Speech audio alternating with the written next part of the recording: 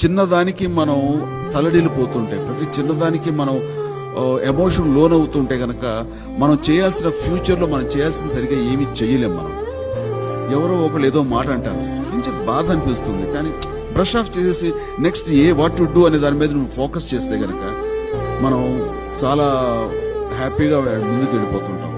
ఎందుకంటే జరిగిపోయింది మనం ఏమీ మార్చలేము. రేపు జరగబోయేది ఏమిటో అది మనకు తెలియదు కాబట్టి దాని గురించి మనం ఏం చేయలేము.